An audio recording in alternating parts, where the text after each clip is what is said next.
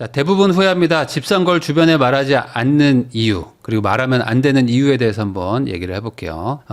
이걸 왜 하려고 하냐면요. 오늘 어떤 분한테 이제 카톡을 받았어요. 근데 지인인데 회사에서 고생을 하고 있더라고. 그래서 왜 고생하냐라고 물어보니까 집 산 걸 얘기를 한 거예요. 그래가지고 심적 고생을 많이 하고 있는 그 분이 있길래 그걸 가지고 한번 얘기를 해보려고 합니다. 이런 거 인터넷 커뮤니티 같은 데 보면 많이 올라오거든요. 그리고 이제 뭐 어떤 단톡방이나 이런 것들도 요즘에 많잖아요. 그런데 보면은 저 오늘 계약금 쐈어요. 축하해주세요. 막 이렇게 얘기를 합니다. 그러면은 모르는 사람들, 그러니까 뭐 나랑 상관없는 제3자들이죠. 이런 사람들이 막 축하를 해줘요. 뭐 집 사서 축하해요. 막 이런 얘기들 합니다. 그러니까 뭔가 내가 이게 고생해서 마음고생하고 되게 심사숙고해가지고 정말 막 손을 막 덜덜덜 떨면서 계약서도 쓰고 막 가계약금 보내고 막 진짜 계약금 막 몇천, 뭐 몇억을 보내는 분들 있잖아요. 그러면은 축하받고 싶어. 나의 고생과 나의 힘듦을 누군가한테 말하고 싶어요. 그래가지고 거기서 축하받고 싶은데 이거를 인터넷에는 말하셔도 되거든요. 근데 주변 사람들한테는 정말 조심하셔야 된다. 정확하게 얘기하면 말을 안 하시는 거를 추천합니다. 진심으로 축하한다고 말하는 사람들이 많을 거라고 여러분들이 생각하시는데 생각보다 진심으로 축하해주는 경우가 별로 없고요. 저는 이런 경험들을 많이 했을 거 아닙니까? 물론 제 주변에 있던 뭐 그런 분들도 진심으로 축하해주는 분들도 있었지만 진심으로 축하해주지 않는 분들도 많았고 반대로 축하가 아니라 저주를 퍼붓는 사람들도 엄청 많았다. 그래서 제가 겪어보고 말씀을 드리는 거기 때문에 요거는 제가 좀 자신 있게 말할 수가 있습니다. 우리나라의 대화 주제 중에 3대 금기가 있습니다. 뭐냐면 정치, 너 무슨 색깔이야? 이거 있죠? 그거를 하시면 안 되고요. 그다음에 종교, 너 뭐 믿어? 이렇게 얘기하는 거 하시면 안 되고요. 그리고 세 번째, 아파트입니다. 뭐 샀어? 너 뭐 가지고 있어? 이런 얘기는 안 하는 게 좋습니다. 제가 이거를 좀 나눠봤어요. 주변 사람들의 반응을 이제 5가지로 정리하면은 이렇게 되거든요. 이제 질투형이 대부분 좀 많아요. 뭐냐면, 야, 너 돈 많나 보다. 야, 내가 너 저번에 밥 사줬는데 그거 괜히 사줬네. 라고 하면서, 야, 앞으로 술은 네가 사라. 뭐 본인이 나한테 뭘 도와준 거 하나도 없어. 근데 내가 집을 샀는데 왜 본인이 술을 얻어먹어야 되는지 모르겠지만, 어쨌든 야, 너 돈 많다. 너네 몰랐네 너. 야, 그렇게 돈 많은 줄 몰랐어. 야, 내가 저번에 스타벅스 산 거 기억하지? 아, 근데 괜히 샀네. 막 이런 얘기들 막 계속해. 한 번 하면 웃기는데 이걸 계속하니까 그런 사람들이 생각보다 많습니다. 그러면서 이제 막 지나가면서 이렇게 한 번씩 말을 해요. 아, 오늘 커피 한 번 사. 막 이러는 거야. 그래서 왜? 네, 제가 왜 사야 됩니까? 아니, 너 집도 샀다며. 커피 사. 뭐 이런 친구들이 많아요 생각보다. 자, 그리고 이제 두 번째 의견형이 있습니다. 의견형. 아, 그 돈이면은 야, 그거를 사냐? 이런 친구들이 있어. 생각보다 세상엔 부동산 전문가가 엄청 많아요. 그래가지고, 제가 뭐 6억으로 제가 뭘 샀습니다. 그랬더니, 아이고, 야, 그 돈이면은 야, 저걸 샀어야 되는데. 다짜고짜 그걸 막 그렇게 얘기하면, 그래. 제가 그것도 고민해 봤는데, 제가 봤을 때는 A가 저렇고 B가 저래가지고, 저는 이제 A를 샀습니다. 아이고, 그래도 B가 나은 것 같은데. 이런 얘기를 계속 합니다. 계속해. 한 번 하는 건 괜찮아요. 근데 계속해. 유도형이 있습니다. 유도형. 뭐냐면, 이게 후회를 유도시키는 거야. 있어요. 진짜 있어요. 없지 않아요. 그래가지고, 너 집 샀어? 아이고, 조금만 기다리지. 아이고, 그 대선 지나고, 아이고, 야, 그 DSR 3단계, 아이고, 그거를 했어야 돼. 아이고, 참. 이렇게 하고 가. 그러면 샀는데, 뭔가 집을 사서, 나도 막 마음 되게 고생해가지고, 계약서 쓰고 하면서 벌벌 떨고 샀는데, DSR 3단계 뭐지? 내가 몰라. 그럼 이제 알아봐. 그럼 막 이제 알아보니까 이제 유튜브에 딱 치니까 7월부터 집값 폭락합니다. 막 이렇게 뜨는 거야. 그럼 뭐지? 들어갔더니 DSR 3단계 시작한다는 거야. 몰랐어. 큰일 났다. 제가 그래서 집을 사고 2주 뒤에 집 팔겠다고 하는 분을 상담한 적이 있었거든요. 제가 물어봤어요. 왜 2주 만에 집을 팔고 싶으신 거예요? 라고 했더니 깊게 들어가니까 결국에 이런 분들이 있더라는 거죠. 주변에 누구 하나 잘 샀다고 말해준 적이 없는 거예요. 다 그냥 야, 왜 샀어? 잘못 샀다. 지금이라도 팔아라. 너 잘 되라고 하는 소리야. 이런 얘기들을 계속 하는 거야. 그러니까 2주 만에 사고 바로 팔려고 하시는 분도 있었다. 자, 질문형도 있습니다. 이분은 뭐 나쁘다고 말하기는 좀 뭐한데, 평수부터 대출까지, 명의는 어떻게 했고, 그 다음에 이제 세금은 어떻게 할 건지, 출구 전략이 뭔지, 이런 것까지 다 물어보시는 분들이 있어요. 그래서 보통은 그렇잖아요. 그러니까 내가 집을 샀다고 해서 내가 돈을 벌지 말지는 모르는 거잖아요. 근데, 누가 주변에서 집 샀다고 하면은, 그걸 따라 사야 될 것 같다. 라고 생각하는 건지, 아니면은 그 사람이 도대체 왜 산 건지가 궁금해서, 그리고 무슨 투자 그 전략으로 산 건지도 궁금할 수 있잖아요. 그래가지고 야, 평수는 얼마고? 야, 어떻게 샀어? 사다가 뭐 대출 요즘 뭐 이자가 몇 %야? 뭐 너네 뭐 실수령 얼마 돼? 뭐 이러면서 막 계속 물어봐. 그러면은 이거 솔직히 말하기 쉽지 않잖아요. 근데 계속 막 물어보는 거죠. 아이, 그래 좀 알려줘 하면서 뭐 어디 샀어? 그 옆에 단지는 왜 안 샀어? 막 계속 물어보는 거예요. 그러면은 밥 먹는 것도 이제 좀 불편해지는 거죠. 소문형도 있습니다. 소문형이 뭐냐면, 거기 내가 그거 잘하는 동네인데, 거기가 요번에 그거 있잖아. 그 지하철 그거 좀 연기됐잖아. 하면서, 그거 좀 별로였는데. 나한테 물어보고 사지. 뭘 물어보고 사. 알려준 적도 없으면서. 그러면서 이제 샀다고 하면은 거기에 안 좋은 소문을 막 이렇게 말씀하시는 분들이 있습니다. 그러니까 뭐 이게 도와주는 걸 수도 있죠. 어찌 보면 도와주는 걸 수도 있는데 어쨌든 이런 분들도 나한테 물어보고 사지. 그 계약금 쏘기 전에 나한테 물어보지. 그분이 그런 분인지 몰라가지고 못 물어보고 사는 거죠. 근데 저는 이런 분들을 비난하는 게 아닙니다. 왜 그러냐면 사실 반대로 생각하면요. 내가 무심코 한 말이 누군가한테는 상처가 될 수 있거든요. 그러니까 이게 어떤 의미냐면은 그분들이 그렇게 반응하는 게 나쁘다고 말할 수도 없어요. 이게. 사회생활이라는 것과 그다음 인간관계라는 게 나는 그냥 집 샀다고 말한 거잖아요. 근데 이거를 받아들이는 사람들의 입장도 생각을 해봐야 된다는 거죠. 이 집이라는 게 그리고 종교라는 거, 정치라는 게 아까 말했듯이 3대 금기어라고 했잖아요. 왜 그러냐면 모두 다 좋은 집에서 살고 싶다는 욕망이 다 있어요. 다 있고 돈이 있으면 다 좋은 집에 살려고 합니다. 근데 반대로 내가 돈이 부족하거나 아니면 내 지금 여건이 안 좋거나 아니면 어떤 내 상황이나 내 계획이 당장 집을 살 어떤 형편이나 그런 상황이 안 돼서 안 사거나 못 사고 있는 분들도 많잖아요. 특히 가까운 사이일수록 이게 조금 본의 아니게 상대를 공격하는 거로 비춰질 수도 있거든요. 이게 가까운 사이라는 게 뭐냐면 시간을 많이 보내는 분들 있잖아요. 이런 분들은 무의식적인 동질감이 있습니다. 그래서 뭐 예를 들어 이런 거죠. 형이 대학교를 잘 갔어요. 그러면 둘째는 대학교를 잘 갈 걸로 자기도 모르게 생각해. 근데 형은 공부를 겁나 열심히 하고 있거든요. 그래가지고 좋은 대학을 간 건데 둘째는 형이 좋은 대학 갔으니까 나도 좋은 대학 가겠지라는 무의식적인 동질감을 갖는 경우들이 있습니다. 여러분들도 이런 거 경험해 보셨죠? 뭐 이런 거예요. 뭐 형제라든지 뭐 자매라든지 이러면은 누가 잘하면 나도 잘할 수 있다라는 약간 막연한 그냥 동질감을 느끼는데 이게 깨질 때가 있어요. 직장 동료도 마찬가지고요. 학창 시절을 같이 보냈던 친구도 마찬가지입니다. 무언가 그냥 얘랑 나랑은 같은 사람인 것 같아. 근데 어느 순간 격차가 벌어졌다는 걸 느끼는 순간 이게 마음 수련을 하는 사람들도 이 쉽사리 이게 좋은 말이 잘 안 나오는 거예요. 상대는 상대인 거고 나는 나대로 그냥 각자 사는 거고 각자 노력한 대로 결과가 나오는 건데 저 사람이 내 옆자리에서 일하는 사람이라는 이유만으로 얘랑 나는 똑같은 사람인 거야. 근데 여기서 갑자기 뭐가 벌어져. 우리 둘이 똑같이 입사를 했는데 한 명은 갑자기 외제차를 사고 한 명은 차가 없어. 그러면은 야, 차 사서 축하해 라고 말할 수 있지만 축하가 잘 안 나와요. 그거 대출 받아서 이거 사면 안 되잖아. 야, 너 왜 샀어 너? 이렇게 나도 모르게 말을 하는 경우가 있는 거죠. 학창시절 경험을 얘기를 해보면 같이 놀잖아요. 특히 이제 독서실 같이 다니는 애들이 있어. 독서실 같이 다녀가지고 11시까지 같이 공부합니다. 그리고 이제 뭐 끝나고 나서 또 밥도 먹고 뭐 이렇게 노래방도 가고 막 이런 것도 하잖아요. 근데 어느 순간 같이 그 독서실 다니다가 오늘 좀 공부하기 싫다 해서 막 같이 놀아. 같이 막 그냥 뭐 6시부터 막 노래방 가고 막 합니다. 시험 기간 직전이라 뭐 스트레스 풀자고 막 놀아. 그런데 시험은 잘 봐. 나는 망치고. 이런 경험들 있으시죠? 공부 잘하는 친구 있는데 얘가 나보다 또 더 똑똑해. 그리고 더 기본기도 탄탄해. 근데 뭔가 같이 놀고 같이 독서실 다닌다는 이유만으로 둘이서 같이 놀아도 점수가 똑같겠지라는 그 착각. 근데 이거는 딱 이제 결과가 나오면 바로 아는 거죠. 얘랑 나랑은 다른 사람이었구나. 이게 아까 제가 말한 대로 시간을 많이 같이 공유하면은 자연스럽게 동질감을 느끼는데 실제로는 다르다는 것을 깨닫는 순간 상대적 박탈감이 더 커진다는 겁니다.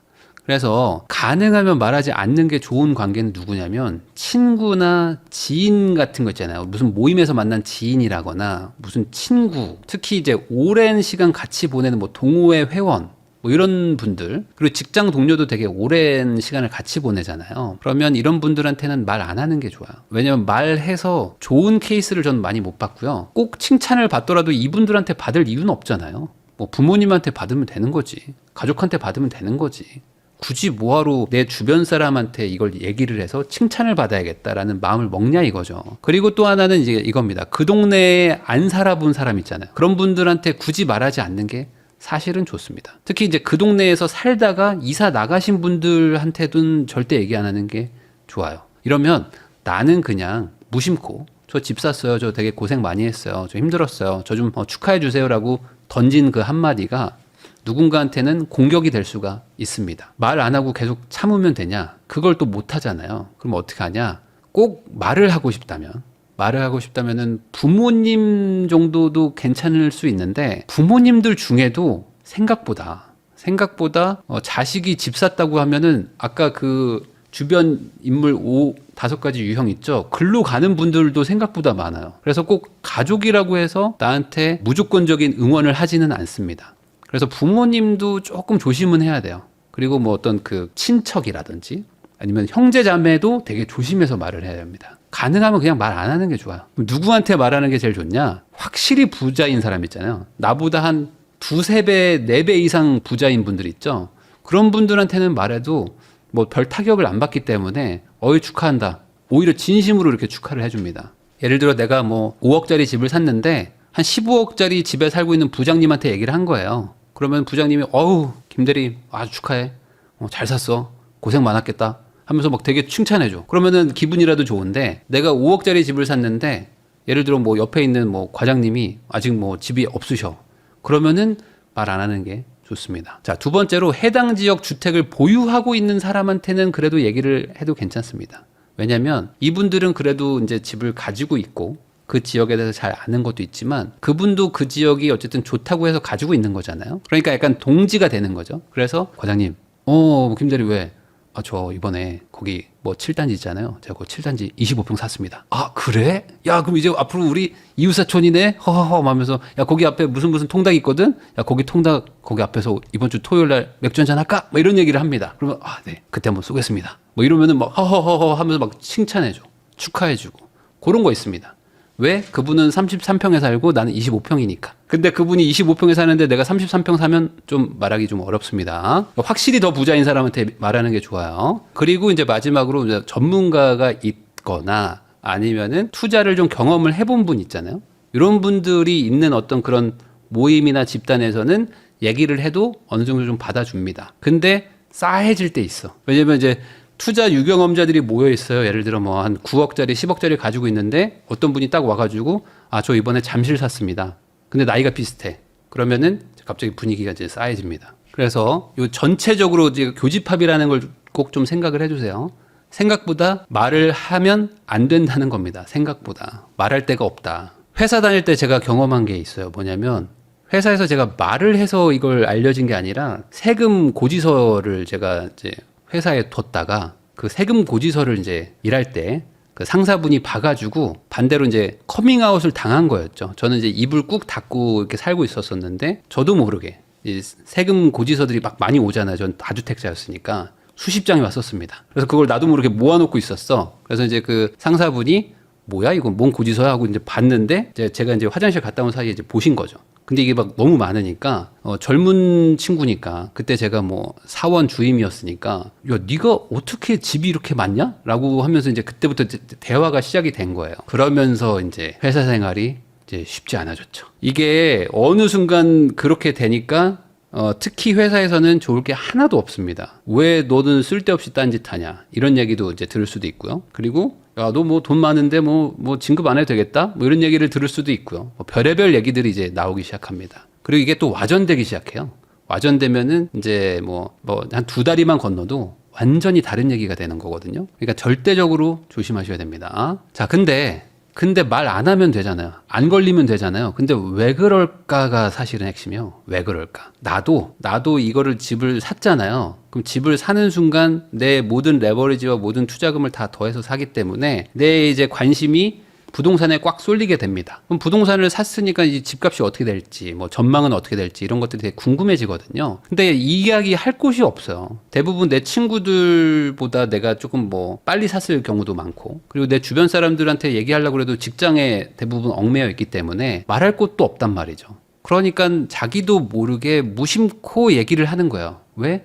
누군가랑 그냥 얘기가 하고 싶은 거야. 근데 가장 시간을 많이 보내는 게 직장 동료잖아요. 그리고 뭐 친구거나 뭐 지인이거나 뭐 이러잖아요. 뭐 거래처 사장님한테 말할 일은 없으니까. 그러다 보니 주변 사람들한테 그냥 자기도 모르게 말을 합니다. 그러면 이제 어떻게 됩니까? 임금님 귀는 당나귀 귀 같은 거예요. 그래가지고 말하고 싶어서 미치겠다라는 생각이 막 극에 달하는 순간 주변에서 툭 누가 얘기를 하는 거예요. 커피 먹으면서 야, 집 좀 사야 되는데 아 진짜 요즘에 대출 받아서 집 사는 게 맞나? 막 이런 얘기를 누가 하잖아요. 그러면 아 저기 과장님 사실 말이죠. 제가 최근에 집을 샀거든요 하면서 자기도 모르게 썰을 풀어. 그게 이제 지옥으로 가는 건지도 모르고. 그러니까 자랑도 하고 싶고 걱정도 좀 나누고 싶고 막 이런 복잡한 마음으로 시작을 하다가 이제 그때부터 이제 얘기가 돌기 시작하면서 갑자기 뭐 이제 뭐 부장님이 김대리 뭐 알짜라며 이러고 가는 거예요. 그러면은 갑자기 부장님이 왜 나한테 저러는 거지? 알고 봤더니 이제 막 돌고 돌아가지고 김대리가 28살에 강남에 집이 있다. 뭐 이런 얘기들까지 이제 와전되기 시작하는 겁니다. 그거 회복 못한다. 여러분들도 한번 생각을 해보세요. 내가 차를 샀어요. 차를 샀는데 남한테 절대 자랑 안 할 수 있습니까? 아마 인스타에라도 올리시겠죠? 인스타도 올리고 뭐 차 키도 막 찍고 막 하면서 계속 어떻게든 자랑하잖아요. 어떻게든 내가 이 돈을 썼다는 거를 남한테 자랑을 안 할 수가 없는 게 요즘 사회 분위기란 말이죠. 자, 근데 차보다도 몇 배 비싸잖아요. 뭐 어떤 경우는 몇십 배 비싼 경우도 삽니다. 그런 비싼 집을 샀는데 남한테 말 안 한다? 쉽지 않다. 거기다가 실거주를 했다. 근데 신축이다. 청약 당첨됐다. 근데 말 안 한다? 이거는 엄청난 인내심이 있지 않고서는 안 되는 거예요. 그러니까 반대로 생각하면 그게 그 상대한테는 공격이 될 수 있는 겁니다. 그분도 그걸 하고 싶었는데 못한 거잖아요. 근데 나랑 똑같다고 생각한 사람이 그걸 했다고 하니까 이제 축하보다는 좀 미움이 더 생기는 겁니다. 자, 만약에 말을 할 수밖에 없는 상황에 빠졌다. 그러면 어떻게 되냐? 차선책인데 이런 걸 하시는 게 좋습니다. 밤에 잠을 못 잔다. 보세요. 여기 좀 다크서클 심하죠? 어이구 심하네. 왜 그래 김대리? 아 제가 집을 사고 지금 2달이 지났는데 미칠 것 같습니다. 저 지금 너무 후회됩니다. 팔아야 될까요? 이런 얘기를 하시는 게 차라리 낫고요. 뭐 대출 때문에 이자가 너무 높아가지고 너무 힘들다. 죽는 소리를 좀 해야 됩니다. 그리고 잘못 산 것 같아가지고 안 그래도 걱정인데 저 부장님 좀 고견을 주십시오. 이런 얘기를 하는 게 농담이 아니고 진심으로 저는 추천합니다. 굳이 저렇게까지 해야 되나요? 라고 이제 채팅에 올라왔는데 안 하셔도 상관없어요. 해보세요. 안 하고 그냥 한번 지내보는 것도 괜찮습니다. 자, 집값이 오를 때가 제일 위험한 시기거든요. 왜 그러냐면 집값이 오르잖아요. 근데 말을 안 하고 있었잖아요. 그러면은 참을 수가 없어. 여러분들도 아마 겪으실 텐데 못 참고 입이 막 그냥 근질근질합니다. 자, 제가 지금 이걸 말씀을 드려야 될지 안 해야 왜 그래? 왜 그래 김대리? 뭐야? 제가 사실 6개월 전에 집을 샀습니다. 막 이렇게 하는 거예요. 제가 사실 6개월 전에 집을 샀는데요. 그게 지금 6천이 올랐습니다. 이런 얘기를 하는 거예요. 자기도 모르게. 이거는 완전 공격하는 거죠, 상대를. 뭐지 이 자식? 약간 이런 느낌으로 됩니다. 그러면서 최악의 멘트가 뭐죠? 김 과장님, 제가 그때 같이 사자고 했었잖아요. 이 멘트 하면 끝이야, 끝. 그 얘기는 절대 하시면 안 됩니다. 김 과장님, 그때 제가 사자고 했던 그 레미안 그거 있죠? 그 6천 올랐어요, 6천. 이런 애 꼭 있어. 조심하세요. 그거 하면 큰일 난다. 이직해야 돼. 그러면 이제 어떤 말을 듣냐? 김대리, 요즘 집값 많이 올랐다며? 좋겠다? 회사 언제 그만둬? 이런 얘기를 이제 듣기 시작합니다. 그러면은, 내가 뭔가 큰 실수를 했구나. 라는 생각이 그때 뒤늦게 들어도 이미 늦었다. 이직을 준비하는 게 맞을 것 같아요. 다시 한번 말하지만 내가 의도하지 않아도 상대는 공격으로 간주할 수 있다는 거를 꼭 기억을 하시고 공격을 받잖아요. 사람은 그러면 반격을 합니다. 그러니까 공격에는 당연히 반격으로 대응하는 게 사람의 심리이기 때문에 이게 SNS가 인간관계를 망친다고 하는 이유 중에 하나거든요. 내가 SNS에 자랑을 하잖아요.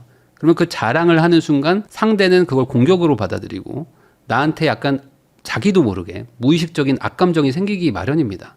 그럼 그 사람도 또 뭔가를 또 올리게 되고 그러면 나는 그걸 보고 또 나는 좀 공격을 받는 거죠. 서로 힘든 거를 올리는 게 SNS가 아니잖아요. 서로 좋은 것만 올리기 때문에 자랑거리만 올리기 때문에 결과적으로는 이런 공격들을 주고받고 있는 겁니다. 그러니까 내가 뭔가 소비를 안 하고 돈을 안 쓰고 여행을 안 가면 남한테 지고 있는 것 같고 남들이 나를 막 걱정해주고 야, 너 요즘에 뭐 인스타 뭐 피드가 없던데 너 요즘 뭐 힘들어? 이런 얘기 한마디 들어도 그게 막 되게 마음에 막 비수로 꽂히고 하는 거죠. 제가 항상 얘기하는 것 중에 하나가 투자자는 외로움이라는 세금을 낸다라고 말을 하잖아요. 이런 것처럼 투자자라는 것 자체가 외로운 길을 가는 거예요. 근데 많은 분들이 이렇게 얘기를 하거든요. 투자하면서 외로울 때는 어떻게 해결하냐? 라는 질문을 저한테 많이 던져주시는데 세금 안 내는 방법이 있습니까? 세금은 피할 방법이 없잖아요. 그러니까 투자를 하면서 외롭지 않으려고 하시면 안 된다. 그래서 그나마 덜 외로우려고 투자를 하는 분들끼리도 모이고 하지만 결과적으로 투자라는 거는 혼자 하는 것이고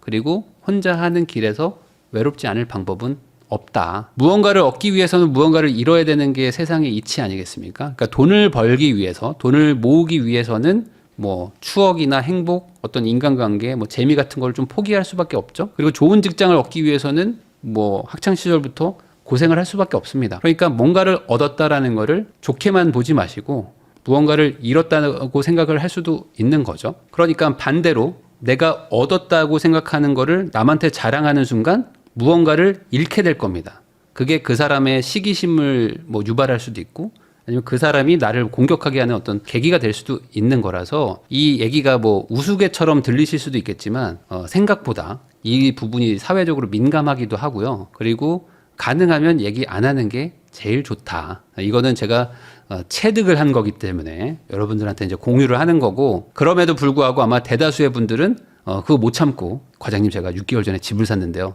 이거를 또 하고 있을 거기 때문에 소수의 몇 명이라도 좀 살리는 마음으로 제가 영상을 찍어봤습니다. 여러분들의 경험은 어떤지 댓글로 좀 공유를 해주시면 좋을 것 같아요. 내가 집 샀다고 주변에 말해본 적이 있다면 댓글을 남겨주시고요. 그때 주변의 반응이 어땠는지도 같이 남겨주시면 이거 댓글 보시는 분들이 재밌어 할 것 같습니다.